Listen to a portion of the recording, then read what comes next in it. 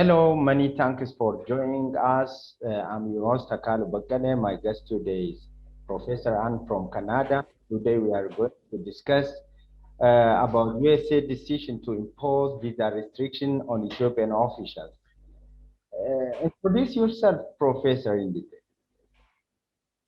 Thank you very much for having me today. My name is Anne Fitzgerald. I am a professor of international security based here in Canada in Waterloo, Ontario. I'm also the director of the Balsillie School of International Affairs.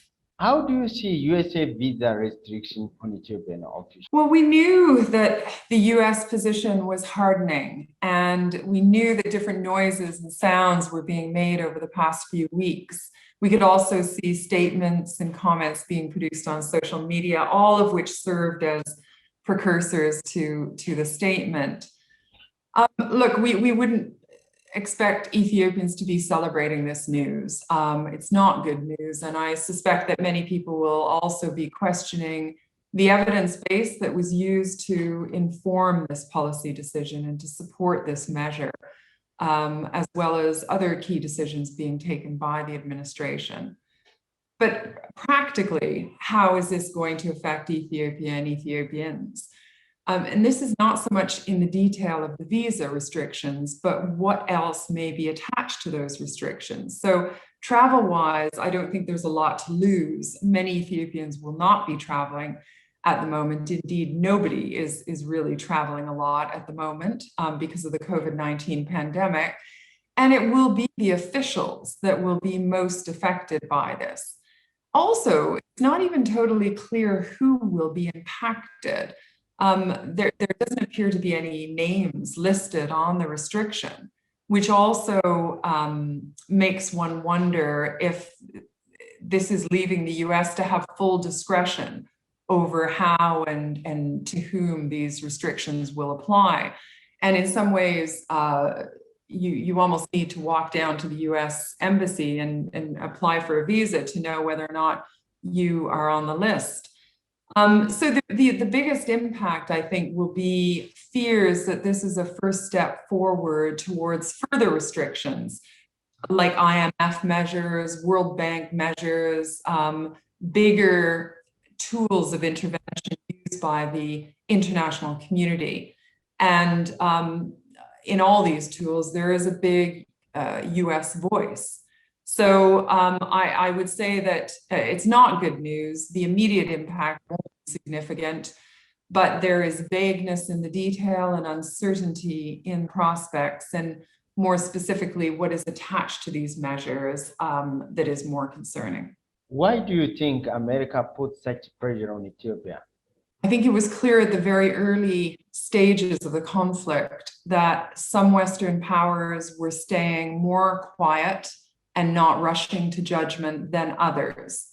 Some did rush to judgment very quickly. And we see that arguments have been made, positions have been taken, some very high representatives being dispatched. And let's acknowledge the fact that Senator Chris Coons and Jeff Feldman are not insignificant figures in the US administration. They're highly experienced, very, very senior figures. So the matter was getting attention at the highest levels of government at a very early stage. The challenge is when these very hard and absolute positions are taken using serious words and serious charges like war crimes and genocide, then this is a very high platform that becomes climbed to and from which it is very difficult to come down. And with these representatives being dispatched to Addis Ababa on numerous occasions, I think the US has felt pressured to deliver on something. It's also worth mentioning that the US is navigating across some very tricky alliances at the moment. It needs Egypt for its Middle East peace process, and now in support of tensions between Israeli and Palestinian communities in Israel. So when a leading power gives up in one place, it must give in somewhere else. And I think it's just navigating through that space at the moment, making multiple decisions based on the geopolitical realities and the position it has taken within that space. We've also seen a US administration that has recently announced that its national security strategy will be indistinguishable from its economic strategy. So this means that the Biden administration is taking a very serious approach to building back, to making that cleaner, greener economic transition in a country that is very divided at the moment. So any national security strategy or a national economic strategy, and if they're indistinguishable, it will be one, will be catering squarely for the American people. So it's pursuit of clean metals and information technology resources that will have to support this pivoting, will be guiding US foreign policy on different continents, Africa included. And this will inevitably, in East Africa and the Horn of Africa, require access to metals around and locked within the Arabian Nubian Peninsula. And of course, there's a number of national interests that and strategic interests that are at stake around that geographical area. Can this visa restriction negatively affect the relationship between the two countries? That's a difficult question because the relationship between two nations would not be defined by or driven by the issuance of visas. Compared to grand strategic level issues, this is a very tactical measure. But what is important, I think, is what is behind these measures and what the US administration's intentions are. What is important and what do these measures mean? What were the measures taken in good faith and an attempt to help Ethiopia and stabilize Ethiopia? Or were the measures rushed and possibly poorly informed and either advertently or inadvertently meant to destabilize the situation? I mean, I have many questions as somebody who analyzes these issues in the Horn of Africa. I have many questions behind the policies that we are seeing unfolding at the moment. And it's becoming very clear also across all 10 regions of the country that these hardened positions are serving to unify many communities, a population that's come together to support conflict-affected areas in Tigray and elsewhere, a population that has come together to give food, medical aid, vehicles, and other logistical support to the national effort. And so, you know, we're unconscious slightly to the fact that the rest of the country is coming together as a result of these hardened positions and possibly in some places ill-informed positions taken by great powers. What is the intention of USA by doing this? I think the intention of the USA is to show that it is being progressive in its intentions and it is not just sitting still on the platform that it has created thus far. And that it is listening to a number of voices, interacting with it at the moment, and listening to reports coming back from the senators who have been dispatched, and really wanting to see some measures being taken by the Ethiopian government that it either feels are not being taken or that aren't being taken at the speed that it would like them to be taken at. But, you know, there are big question marks that are looming over what the end state is, what is envisioned as the strategic objective for US policies, the strategic objective for the future political settlement of the Tigray region. And I think that's what has to be unpacked a little bit more, not just, what's going to happen with visa restrictions, what could possibly happen with economic sanctions or tougher measures, but what is that longer term view? I mean, what do people want for Ethiopia in 50 years' time? And what are we doing right now to make that incremental contribution to that vision? And I would say, based on some of the policies that have emerged so far, the extent to which that is lending credibly to a lasting stability over the next 50 years is questionable.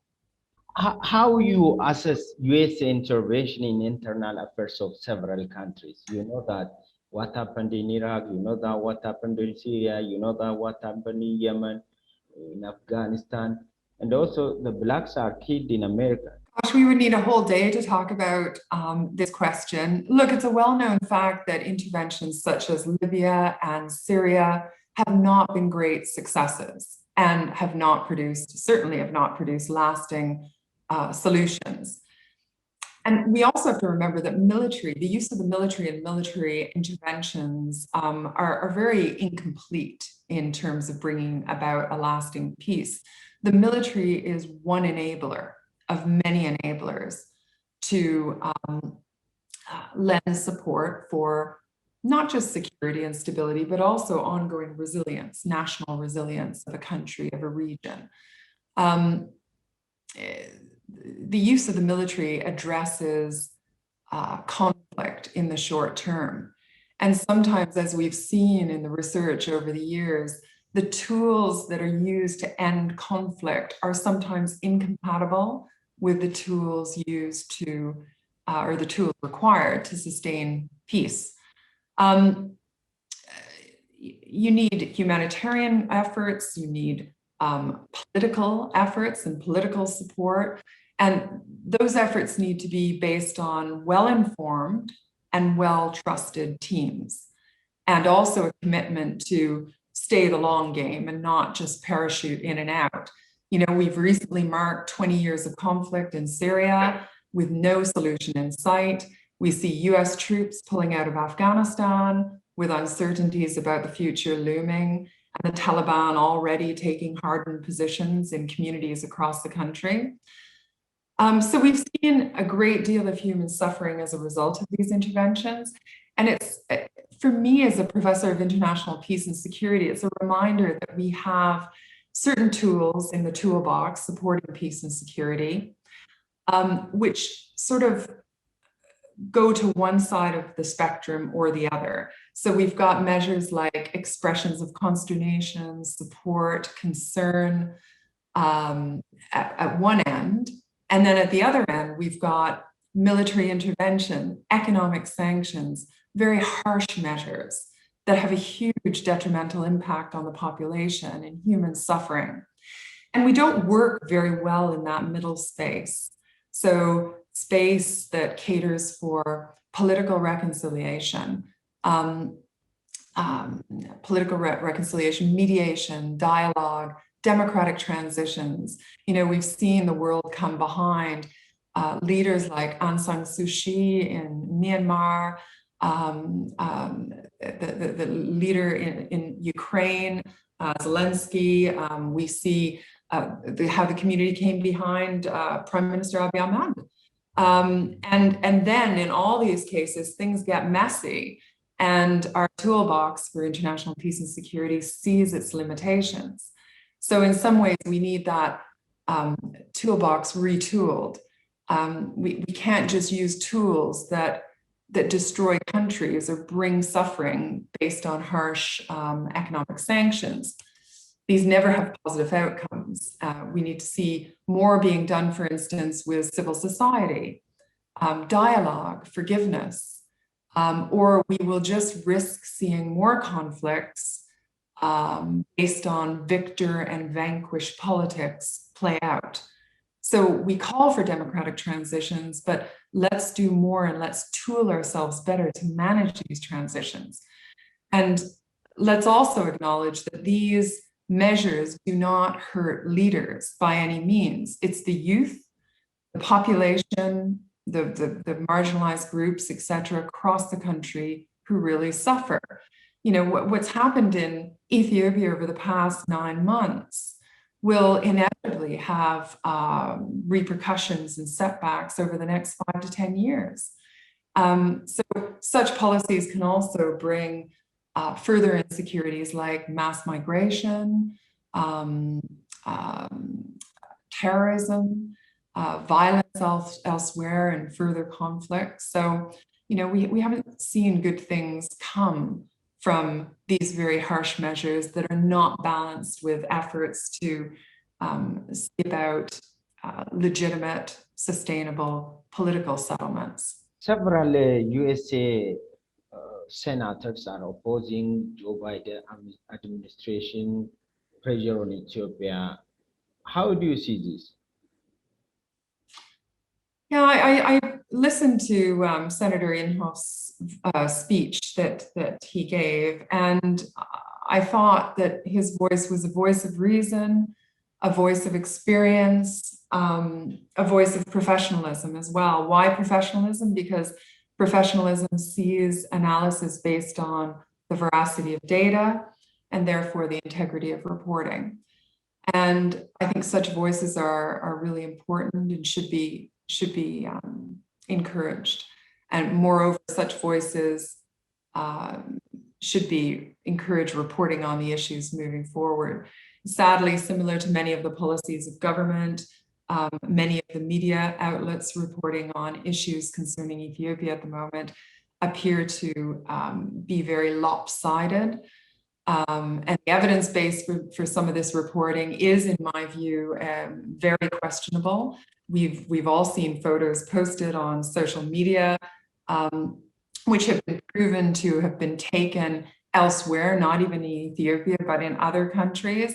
And these photos were in the beginning just being used by individuals and what I would call conflict spoilers and keyboard warriors. But some of these photos and narratives and evidence have actually been considered by more reputable international organizations, which I feel is an extremely dangerous precedent for international peace and security interventions moving forward. Like, the world has lived with misinformation and disinformation and false news for a long time. You can go back to Germany in the late 1930s, where there was a lot of propaganda and fake news. But we've got this layer of social media now that superimposes on top of these dynamics that work at a very, very fast pace and which encourage adversarial tactics. So a tweet invites a retweet, another tweet will invite an adversarial tactic going back and forth. And I'm not just talking about a specific conflict here, I'm talking about many different issues relating to policy decisions. So the fact that Ethiopia is a real cradle of civilization for the world, the only non-colonized African country, a country with exceedingly complex interfederal dynamics, means that it's really difficult to parachute into Ethiopia or even into the region, or even having had 5 years of experience there, and report accurately on it. So before reasonably accurate narratives can be properly analyzed, lots of considerations have to be made. Lots of triangulation has to be done, views have to be taken. And I don't think we're seeing this happen at the moment. I mean, I've never seen so many experts, new experts, emerge on Ethiopia and the Horn of Africa as I have done in the last 9 months. And I'll just finish answering this question by mentioning internet governance as well. The human factors of social media are exponential, and international policy on the accountability and oversight of social media is far behind reality and must catch up. And the delta is really quite gaping between where we are at the moment with social media and the impact and the human factors of that and the accountability and oversight. We need an international organization for internet governance, I think. It's the future. It's what we're all relying on at the moment, especially with everybody working, many people working from home because of the pandemic. we need proper accountability and oversight. You're saying social media in Ethiopia are misguiding the world community? I think it's not only in Ethiopia, it's all over the world at the moment, where everybody has equivalency on social media to some extent. If a tweet is of interest, it can be spread very, very widely, no matter how many followers the person who tweeted has. And tweets and news stay very fluid as well. So people can report something and then comment again, even if they themselves wrote the piece. They can comment in a different context or comment on a different day when there's a different set of factors and variables at play. So we're just seeing a real new dynamic being brought to reporting on issues of international affairs and issues of even domestic interest, because that reporting is what informs policy and policy decision making. And civil society members, I myself am part of civil society, I'm an academic, the media is part of civil society, independent media, think tanks, research organizations, etc. And we're almost seeing a blend of those actors because of social media and what social media compels us to do these days. So I think social media is a good thing in some ways. It's really helped make the world more aware of global issues and issues concerning human rights and freedoms and liberalization and democratic transitions. Indeed, it played a big role in the Arab Spring in mobilizing people and giving people a voice. But human rights are privileges not to be abused. And it's important to have frameworks, legal frameworks, governance frameworks, and accountability frameworks around these things. What do you think should Ethiopians do to stop unfair USA pressure on Ethiopia? Ethiopians should stay united and keep their voices heard in every possible way. Also be discerning about what they believe is authentic news and what they believe is something that warrants a retweet or a share. In fact, it would be really useful for civil society in Ethiopia to come together and develop some way of assessing the veracity and authenticity of data and reporting, whether that's the development of some rubric for evaluation or ranking system, and then rank media and forms of knowledge outlets according to what has proven to behave in the most responsible way, what has proven to take a real professional evidence-based approach to reporting. And I think that needs to be championed by civil society. It can't be championed by government. And civil society represents the voice of the people. So I think discretion needs to be exercised that way. We've also seen Ethiopian scholars rise up and come together recently and unite in a way that we've never seen before. And this isn't surprising based on their reputations as scholars, what they're seeing in terms of the reporting from the ground.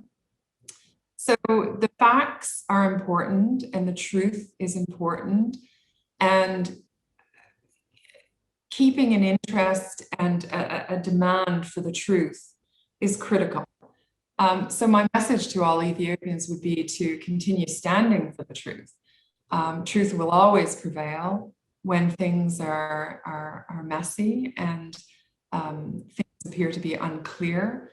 And even if it's in weeks, in months, in years to come, truth will emerge. I mean, there's nothing these days, especially in technologically sophisticated societies, that can hide the truth. And I also think that Ethiopia has some brilliant conflict resolution traditions, and those conflict resolution traditions, dialogues, reconciliation efforts, which include and bring together every layer of the population, is critical. And acknowledgements need to be made. Forgiveness needs to be offered. Many people who are tied up in the violence that we're seeing going on in various parts of the country are very decent, reasonable people who are not predisposed to violence.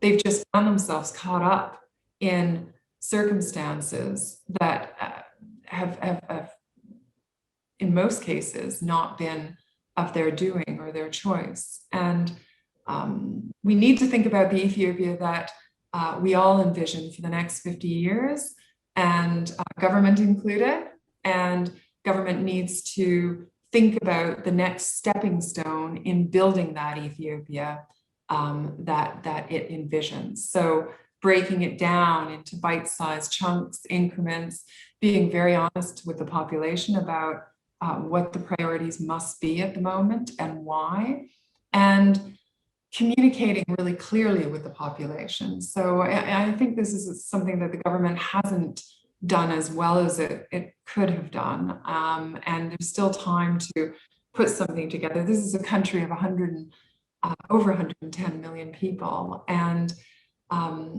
we should be able to put together good communication hubs in various parts of the country to continue excellent communication with the people, be in control of the narrative, be leading in that narrative, because if that space is not occupied with good, strong, clear, and evidence-based narratives, others will try to play in that space and plant narratives for a country. How do you see Prime Minister Abiy administration strive toward the prosperity in terms of political reform, economic reform, and social reform?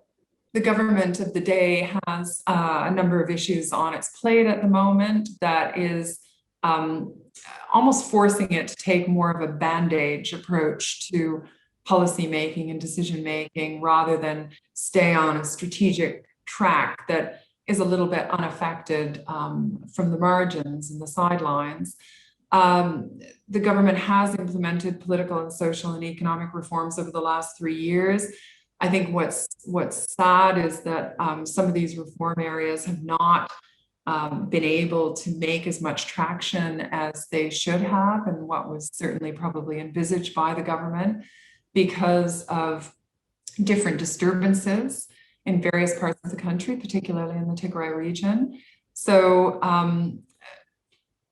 hopefully peace will be brought to these areas that have been fraught with tension. Partners will come on side and make a commitment to Ethiopia for the longer term and not just the short term. And a good strategic, like a visionary strategic approach can be taken to move forward with these reforms which can bring a population together and move forward at the same pace. And when I say strategy, I don't say it lightly. Like, strategy requires bold choices to be made and priorities to be decided on. You can't do everything. And if you try to do everything, strategy becomes an aspirational document and not an achievable document. And sometimes I talk about the Obama effect. So President Obama inherited, a fairly messy situation in the United States when he came into office. The situation could probably be characterized by a trajectory that was downward in focus. And everybody was jubilant when President Obama came into the office. I was excited as well, being a Canadian, and Canada relies on the US and has its tightest partnership is with the US. But people expected him to swing that trajectory to something that would go up almost right away and in the short term. And I'm not sure that the president was clear on what that looked like. So how to get the bar from downward focus to stable focus. That wouldn't have catered for all these interests, but it's a necessary step to take to get to this. So I think we have to, think about the long term, 50 years out, what social, political reforms, not ideology. I mean, I think when we talk about countries breaking away from their past, take Britain, for example, post-Brexit, in a very difficult economic situation at the moment, as are many other countries around the world post-COVID. But Britain, to a certain extent, has been a prisoner of its history, and it almost needs to break out of that institutional culture and history and rule Britannia, etc., to face the new priorities that it has to hone in on as a strong middle power in the world. Canada, my country, we've been a prisoner of our geography. We have virtually felt unthreatened. And so for Canada to care about international security concerns in the other side of the world, etc., we need to appreciate the impact it has on the soil here in Canada more. So we need to break away from being a prisoner of our geography. The United States, maybe one would argue, it needs to break away from being a prisoner of elite politics.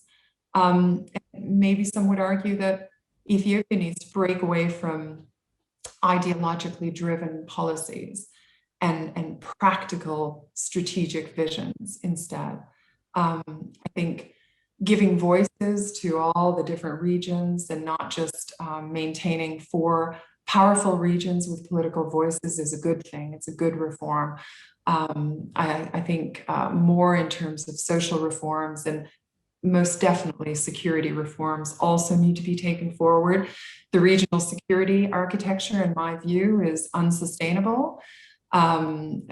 We saw these groups and militia formations grow at a pace and in a format which was unconstitutional, and something which the government, I would add, the former administration and the new administration, has had limited control over. And that's to be expected when a security apparatus has a direct chain of command to a regional authority. And just to make a contrast between these two systems, in the United States, you have a National Guard at the level of the state, but they have a direct line to the president as much as they have a direct line to the state governor. That same system is not the case in Ethiopia. And as a result, these militia have not just become bloated in numbers, but have wielded weaponry and manpower that goes beyond the ceilings that are set down in the Constitution. But the other interesting dynamic is that it weakens the domestic security forces at the regional level. So if we're to give the regional police a chance at upholding the rule of law and being able to keep communities safe in regions and well protected, then we need to allow them to exercise their mandate and to build the capacity in the regions going forward. So my own view is that the whole system needs to be dismantled, and there needs to be a very solid investment into alternative livelihoods for these groups and making that transition in a way that supports economic development. If you have a final message. Come together no matter what political affiliations, ethnic backgrounds, mixed heritage, etc. people may have. I'm speaking to you now from a hugely multicultural and diverse country. We all come together when we need to, no matter where we come from, how long we've been in this country, where our parents come from.